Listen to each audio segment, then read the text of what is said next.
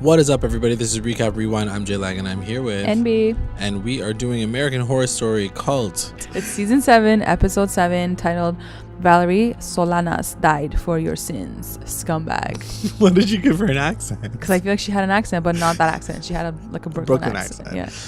So this episode is like filled with history lessons. So did you know that Lena Dunham was supposed to be in the season? You know, I kind of but like I like looked through the Wikipedia at one point and she was on the guest stars list and I was like, oh, she's gonna be a guest star. Okay.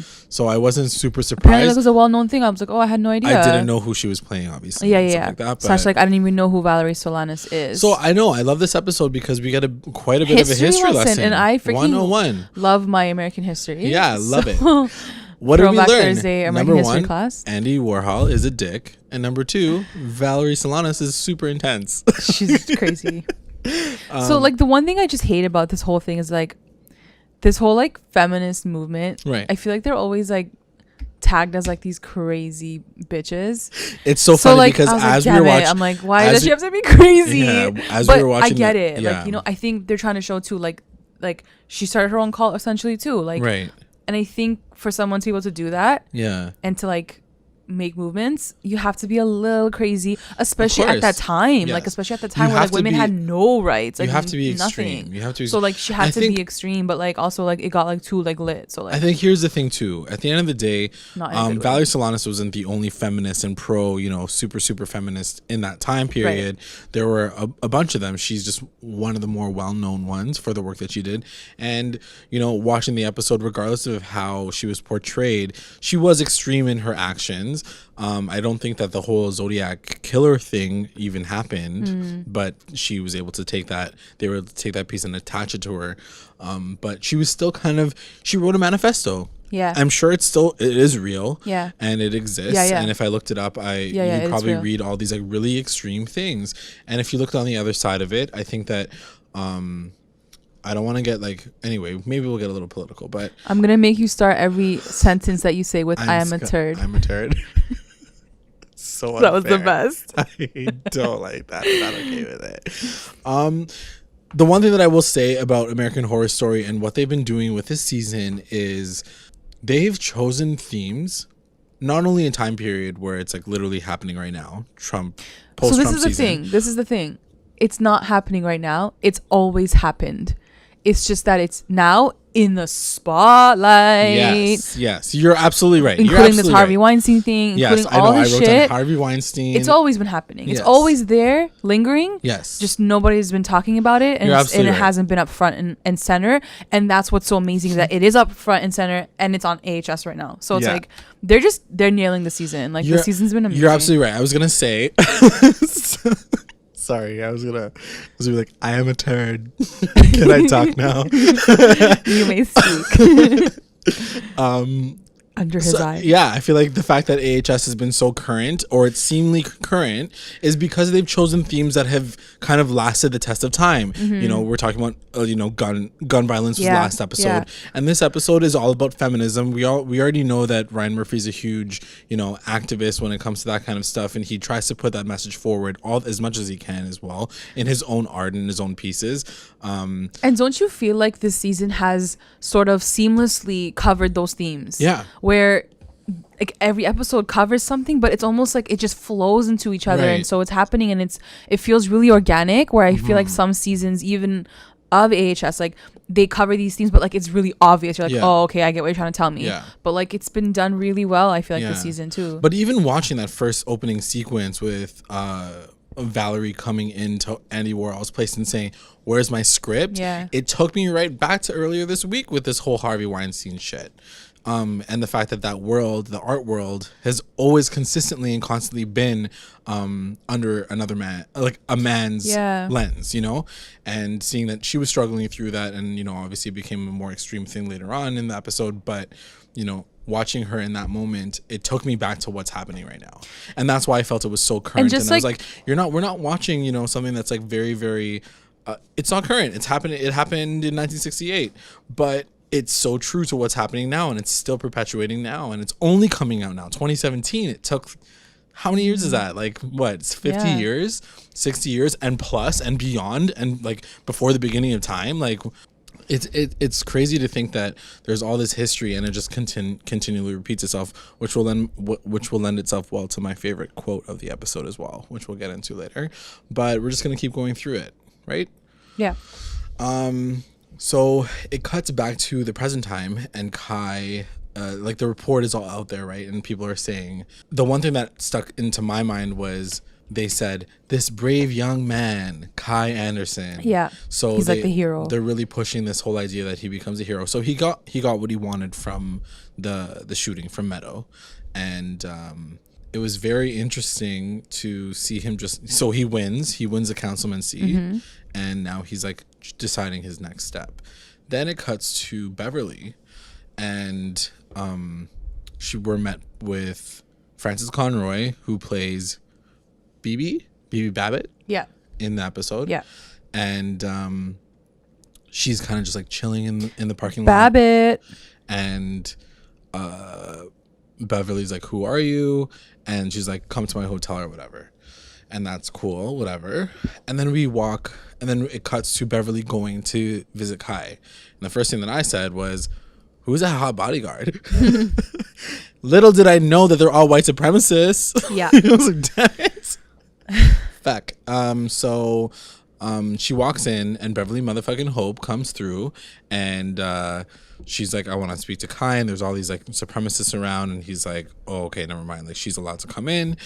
And she realizes, she like surveys the whole area, and they sort of like snicker at her too when she walks in. They're making fun of her, you know, like she's pissed and she's turned up about like the message that Kai has been telling her all this time, and now that these like new followers are coming through, they're listening to another message, which is like this new America, white supremacist America, whatever else Kai has promised them, you know.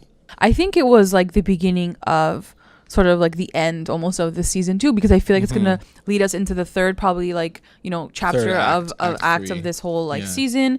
And she's seeing it and she's like, what the hell's going on? Like Kai, like where's all like, you know, you can see like her mind is like racing, and she's like, what the hell's going on? And that's the beginning of her sort of you know, changing her perspective and like her mission almost too, because she's like, no, she's like, I'm not down for this. We got to change up our game. He's doing something obviously, and he's trying to cut us out, so I'm not down for this. And that's sort of like all like the beginning. Then it becomes like boys versus girls, exactly, and then the like girls get together, yeah, which is really, really cool. Yeah. So then at this point in time, Beverly introduces BB to the rest of the girls at the restaurant. Like, I found this girl beside my car. Yeah. And then BB continues to tell us like the rest of the history. And then BB's like, she goes all into like the whole history, like who Valerie of was, like Valerie was like my girl, really cool. Honestly, I love this episode just because it was like a huge like history lesson, even though like things weren't like the truth. I'm sure like I'm sure things were exaggerated. It was, but I thought it was like, really, really cool. It was really cool to understand, even understanding like who Andy Warhol was. I was never a big fan of him anyway. I never knew who he was as a person or whatever. I just knew that he was like shot once and whatever. But they make him off to be like a total D-bag in his, and I think he's known to be that way, right? Yeah, and like super demeaning to women. And I think he was known to be like, if he needed you, like if you were rich and famous, he was like the suck up to you. But as soon as he didn't need you anymore and he could play you and use you, he'd be like that too, right? So he's like a star fucker. Yeah. What a douche. Anyway, and I do love that you know, even Ryan Murphy wanted to highlight that in this season, because he's also a gay man. There's something interesting with like position, just right? like, even he was a gay man, Andy Warhol, right? Yeah. And they say this later on in the episode. They say, for someone, to Harrison, they say it, for someone who's marginalized in their entire life. Yeah, you should know how it feels to be marginalized. You should know what it feels like. Like it blows my mind that like someone who's had to go through all the challenges that he's had to go through, he looks at a woman and he's like, you're still a piece of shit. Yeah. Like, you're still under me because I'm still a man. Yeah.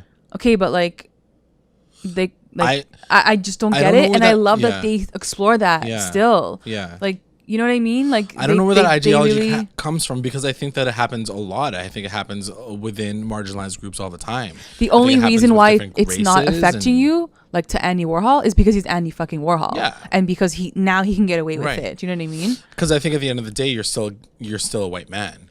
You're still a white man. Yeah. Doesn't matter who, like, if you're gay or not. Yeah. You're still not marginalized. You're Andy Warhol. But he's an artist too, right? Everyone like loves his art. So like, obviously, like, he's accepted now. Right. But what about everyone else who isn't an artist and who isn't accepted? Like, And that's why if we're bringing it back to like, you know, present time, I really do appreciate that they're, you know, through the history of even gay culture, and even if it's not related, that, you know, people like Ryan Murphy have come through and said, I don't want to do that. Yeah. If I ever get into a position where I can make art, and he has, he's used it to tell everybody's story. It's not just his story. True. And if anything, this was really taking a deeper look at being a gay man and what it really means to be a gay white man in this day and age too, because Harrison gets what's coming to him too, yeah, you know, because he thinks he's so safe, because he thinks that he's still privileged, you know, regardless of how he actually feels and who he is as a person sexually. Yeah.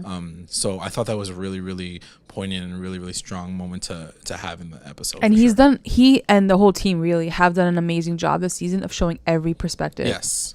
Whether definitely. It's Allie and Ivy, whether it's like who was the real mommy, who was like the thing. Yep. Whether it's like freaking Winter and her brother, like they've just covered everyone's perspective. Like they're showing both sides. Right. Honestly, I can't wait for the rest of the season. I think it's gonna be amazing. It's gonna be so good. Yeah. So as far as we know this so far, it's gonna be kind of like a boys versus girls thing. Yeah. They dive deeper into Valerie's story, and they basically show that she's like legit a cray person. Yeah, she creates the Scum Manifesto, which, like I said, I'm pretty sure it's a real thing, and she's very, very extreme in her thoughts and how she feels about men, and men are the scum of the earth, and so BB's claiming that she's the girl, she was her lover at this time throughout this whole journey. Yes, and there's a group of people, misfits she called them, that were her first kind of, I guess you want to call it a squad or cult or whatever you want to call it. Taylor Squad. Old school 1970s squad. And she's talking to them about, and it includes like a bunch of different people. And so she's telling them, she's like, we need to take more violent steps to send a message. And so this is when things kind of like twist and turn a little bit in American Horror Story styles, where they go after this couple. I forget their names, but apparently they're infamous names, the ones who got killed by the Zodiac Killer. And so it flips back and forth while BB's telling the story to the girls, and Winter's like, I heard that in women's history, and it was a Zodiac Killer. It's like one of my favorite stories or whatever. And she's like, no, that's what it was us the entire time. And so we see this new perspective where the cult members basically mass murder, like every couple that they see, like kind of right. fooling around. I think at some point in time, Valerie says she wants to kill up to like 1,000 people or something like that, just to like send a message. But in between all of that, she's also still in the insane asylum for shooting Andy, and somehow it turns out that the Zodiac Killer becomes branded as a man. Somebody, and she gets pissed obviously because she's like, so I really want to know, like, and maybe like throw it to our fans right now, but like or maybe do research after this, but what was that whole thing like? Were they really the Zodiac Killer? Was there an actual man who was the Zodiac Killer? I mean, there's a lot of movies out there right now that no one knows who the Zodiac Killer was. So they never found him. He's the biggest mystery in American history. Yeah, absolutely. Like, no one knows what happened to him, who he was for real. And I think that's why American Horror Story. So there's an air of mystery towards that. Absolutely. Okay. Yeah. So it could be possible that it was them then. People were saying maybe there were copycats, maybe there was a group of people. Well, I don't know if the group of people thing was an actual theory until this episode, but he throws her in as a suspect. Valerie Solanas is somebody who turned it around and masterminded the entire thing. But it was a very cool spin for sure. I thought it was really interesting. And the way she spun it too was that, like, of course a man is taking like ownership of our murders. Like that's the way she takes it. It was so shitty. And I think it kind of ruined her. Right, we watch it as she kind of continues to spiral out of control as the episode goes on. We see that she starts to lose followers because she's so butthurt about the Zodiac Killer taking all of that from it, to the point where she's basically all alone. And then in the episode, it shows her talking to, I guess, an imagined version of Andy Warhol. She says she gets mad at him. She's like, "You ruined my life. You took my entire legacy away." And he spins around, he's like, the only legacy you have is shooting me. Exactly. And I was like, that is so tight. But it's true. However, when I did go on Wikipedia and I had to Google her, I looked on Wikipedia, and the first thing I did read was that she was an activist. She was followed by she shot Andy Warhol. You're absolutely literally right. In the first paragraph. I know that that's the case, but I mean, you're shooting somebody who's like absolutely famous. But it's true. I mean, what can you do? But that's what he's saying. He's saying because you decided to shoot me, and do that onto me, you're still gonna be famous because of that. But I do appreciate the fact that it wasn't her first line in the Wikipedia, the search that I found. It wasn't like she was the assassin or whatever. It was in the first paragraph. It was in the first like paragraph. literally the third sentence. Sure. Yeah. But it was followed after, like, she was a pro-feminist and all these other accomplishments. But I think what they're trying to just say is Andy like Warhol, what are you gonna like? What do you expect? but she obviously expected differently. She wanted to be famous on her own merit. Her own merits. But like, sorry about it. Like, no. She chose the wrong person to kill, I guess. Yeah. Or just don't kill anyone. Like, you know. Yeah, that's true. And she dies alone. BB ends the story with telling everybody that she dies alone. And at the end of the day, we all have to come together and we gotta get back at Kai. Things start to take a turn when Kai is back at home and Winter He's like chatting it up with his parents. His dead parents. And Winter comes through and she says, "What's up, yo?" And he's like, "It's so hard being on top." Like, making these decisions. So heavy. The crown is so heavy, blah, blah, blah, blah. And she's just pissed, I think, at this point. She's kind of like, obviously, they're siblings, but at the same time, she's like, I think she's treading lightly. Yeah. She's definitely like, she's scared. I think she's scared. I think she's scared, definitely. I think she knows how to play him, so she's trying to suck up to him and like play nice and play sweet. Right. But I definitely think she's scared of him.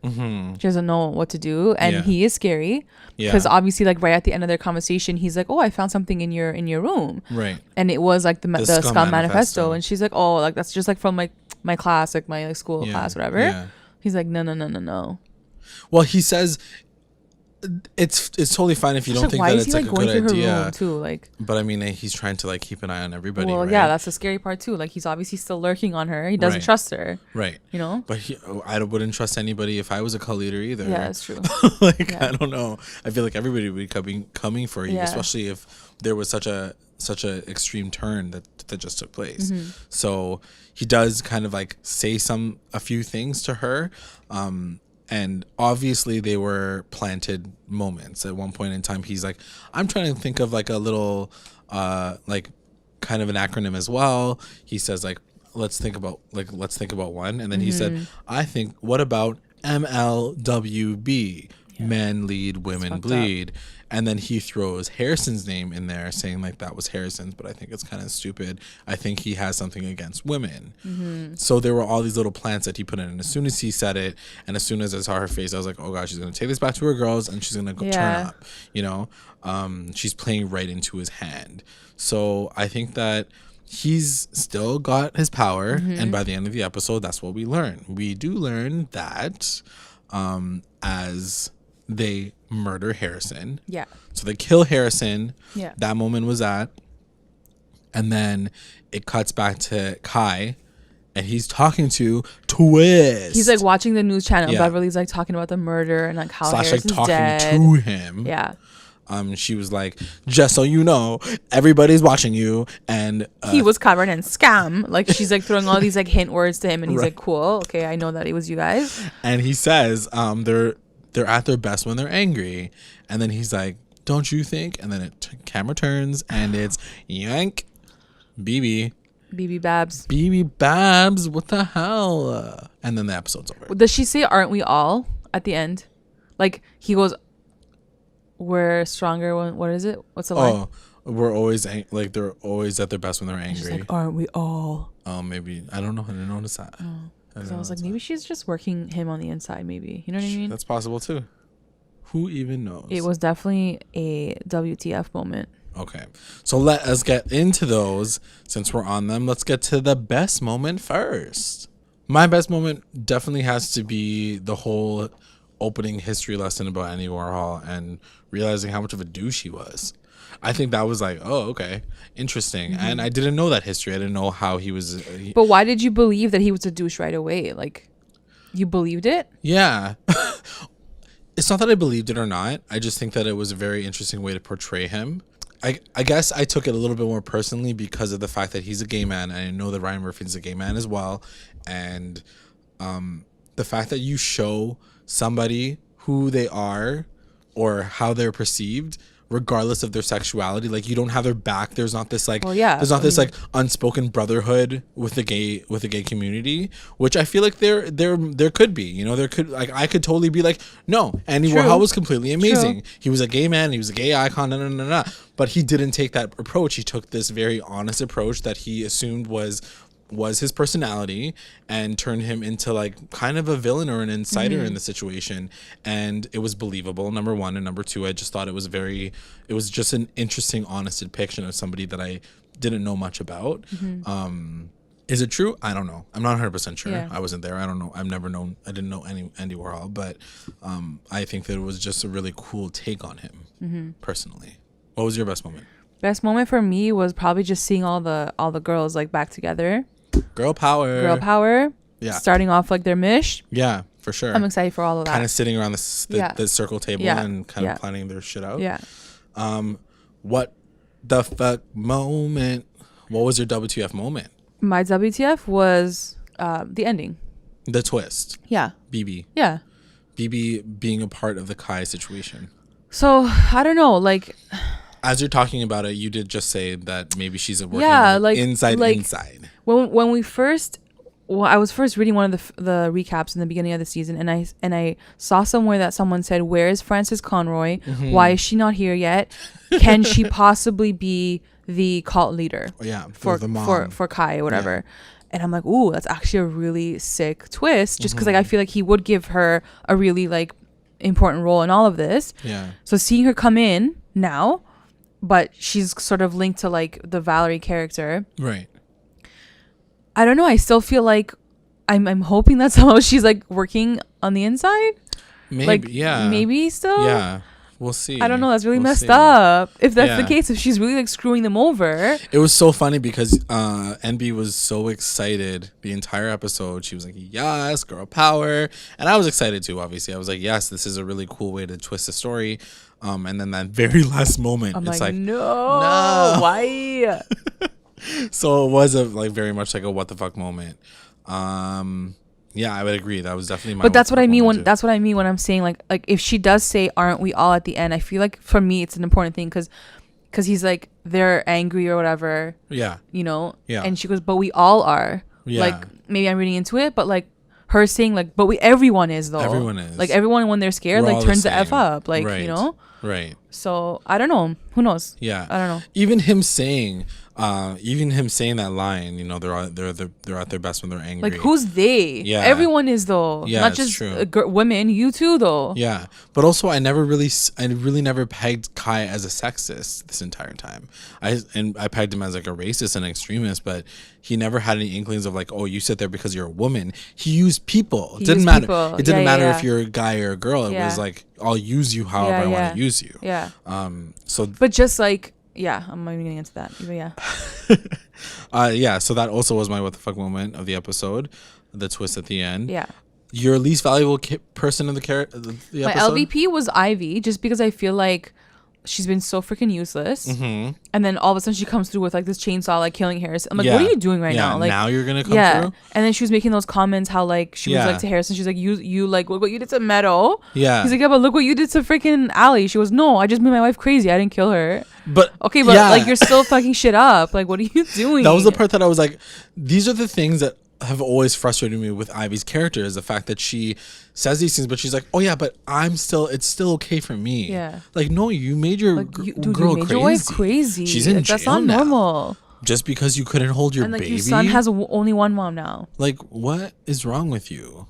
Anyway, yeah, I'm a little frustrated with her because she needs to redeem herself now by this end of this show.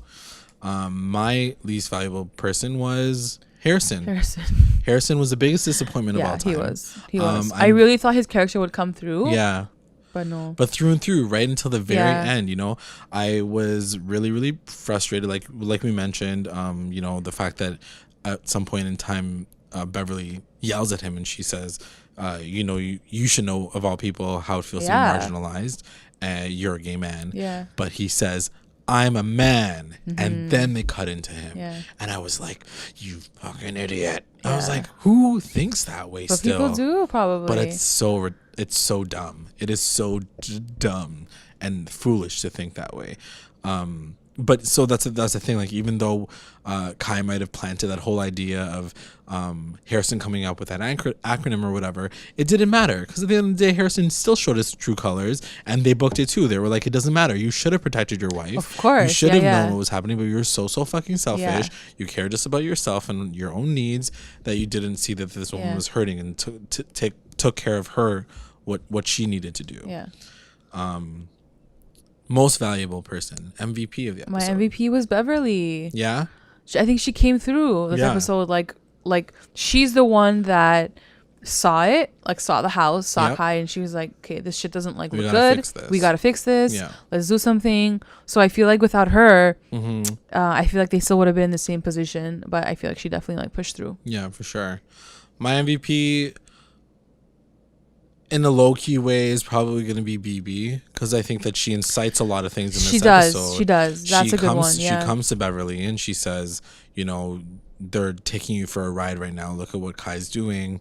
And then she gives us a history lesson, which I definitely personally appreciate. So do you believe that BB was a part of Valerie's whole story? Do you still believe that? That's a good question. Yes? Yeah. Because I still feel like... I think I do. I still feel like I feel like she's telling the truth. Yeah. But this is my whole thing on it. I think at the end, when they all left Valerie, I think you have like two options. I think either you band together and you're like, I'm against this system and I'm going to like kill all these people. Yeah. Or you can say, no, I'm going to work low key and I'm going to like go into their system and use their things and I'm going to slowly like squirm my way through and up. What I'm thinking is maybe BB has done that. She saw the way Valerie tried to do it, that like it's us against you guys. It didn't work that way. The violence didn't work. And so maybe as soon as she left Valerie's whole like story, she kind of created her own story, and like who knows where she went with her like journey and like how she's maneuvered through like the system. You know? It's true. And so maybe she's still doing that with Kai. Yeah. You know what I mean? I can see that. So I mean that's my hope. You're like, but like it kind of does make sense though, because I feel like you have those two options. You either like you go into them and you milk their system for what it is, or you go the opposite way, which is 10 times harder. Yeah. It's true. So, that's absolutely true. What was your best line of the episode? Give it to us. There was a lot in this episode. I'm going to go with, and I don't know the exact line, but I think Lena Dunham's character said it. But I can't remember who she said it to. Valerie. Yeah. She said, why are men scared of little girls? When she was talking about like, because I think it said like she was raped by her like grandfather and like her father. And she's like, but why are men scared of young girls? Like, why? And like, there's such a sadness to that too, right? Because like I feel like with her, because when I did Google her, like she was like sexually abused and whatever when she was a kid. Like all of that shit, all that innocence that she had is taken from her for the rest of her life, right? But what is like why? Like why are men so obsessed with these young women and like sort of like ruining them and you know? Yeah. And you don't want to give the blame to men. Like you don't want to say like this man ruined my life. You don't want to give that power to him. But at the same time, like I'm sure at that time especially, like the men did have the power. Like that was just the case. I mean, I think that in her case specifically, like I said, I don't know her at all, but from what we see and what we learn about her, that those kinds of things, that kind of trauma that affects you, it takes you through your entire life. And we were even saying it too. We were like, she's fucking crazy. Yeah. Okay, but why is she crazy? Yeah. Like this girl is 6 years old and she was getting raped by her grandfather. I didn't even know that. You know, when you really think about it, like, yeah, it's so easy for these men to be like, no, you're crazy, you're a psycho. Okay, but like, what happened in her life when she was crazy, when she was young? Absolutely. You know, I think that everybody has a trigger. Everybody has a reason why they go. It carries throughout their entire life. For her, she tried to put it to like a creative or good work, and write a manifesto and try to get a group together and try to empower women. Which I think is a positive thing, but she took it to a point where she couldn't get away from it. She didn't know how to... She couldn't... Yeah. She wrapped herself into it. Yeah. She was almost too far gone that she couldn't figure out how to get out of it. It ruined her. It destroyed her. And for someone who, in her case, someone, like, obviously these men did ruin her childhood and whatever. Can you blame her for like hating these men like this much? It's not right, but like, how can you blame someone who's gone through this much trauma in their life? You know, I don't know. I just felt like that line was just very like, it stood out too. I mean, this is my own personal philosophy in life, but like, you know, if things happen to people in their lives, and it's up to you. And the capacities that you have in your life and the resources that you have in your life to find a way to come through that and find a way to fix not fix yourself, but deal with it and manage it in a way that's manageable for everybody else and for yourself, so that you're not miserable and you don't die alone like she did, you know? So I think that, you know, things happen to people in their lives, but you need to find a way to power through it and make a positive out of it. It's obviously a very negative situation to experience. And also that also shows that, like, I think she did try to make a positive out of it. In the beginning, it probably was a positive. She wanted to write a script. She wanted to get her movie it probably did start off like that. When you're constantly and consistently getting beaten down, you do want to blame somebody. You do want to blame someone, and her first target was men. The men in her life that were oppressing her. And you're absolutely right. In that time period, it's true, and it's still true to this day that women do not get the dues that they're credited for, but she took it to an extreme. Definitely. What was yours? My favorite quote was from her girl BB and she tells the girls when she first meets them at the restaurant, she says, "History may change, but herstory always repeats itself. You've lost your way. All women have. The male wants desperately to be led by females, but we keep giving away the natural order of things." So I think, for one, the way that she was able to say this, the writing is fantastic. And I love the fact that, you know, they say that history does change, and she takes a different perspective where she says, because people say history repeats itself, but she says things do change, but our story is always the same. As women, the herstory is always going to be the same. We're always going to be oppressed. We're always going to be taken advantage of. Because why does it have to be like that? I think it has to do with the fact that women are always going to be seen as a docile secondary to the man. You know, it's just the way that our North American society has been set up. It's the way a lot of third world country societies have been set up. And she wants to change that. She wants to see if there's a way to change that. And it'll be interesting to see what these women do. That's what I mean. Like, hearing her say stuff like that. Yeah. Like, how can I sit there and believe that she's like with Kai right now? Yeah. You know? I wanted to almost say it as I was reading out the quote that, you know, it was a great way of her to market herself, because I don't know if I believe her anymore. You know, it's not really, I don't really know if she's being honest or not. But I do want to take that moment and be like, okay, she was like cool in that moment. So that's the episode, guys. I hope you guys enjoyed it. Next week, I'm really excited actually, because next week is called Winter of Our Discontent. Ooh, yeah. And I feel like it's going to be all about winter. #winter. I'm down for that. I feel like she has a lot of story to tell. Yeah. Maybe it's gonna go back to like her college days or whatever. That's it for us this week. Yep. But we want to also remind you guys, our contest is still going on. Yeah. Our Pop Socket custom AHS contest. Yeah. We want to give it out to you guys, our fans. So be sure to follow us on Twitter at recap_rewind for all the details on how you can enter. But also how you can enter. You can like this video on YouTube, subscribe to our channel on YouTube. Yes. And then we want you to comment below under the video and tell us what you think the next season of AHS is going to be. And then we're going to choose the best answer. Yeah. That's it. That's how you enter, and then you get a really cool customized Pop Socket. So easy, guys. Just do it. Type it in, and that's it. They're lit. Okay, that's it. Thanks. That's it this week. Thanks. Okay, bye. Bye.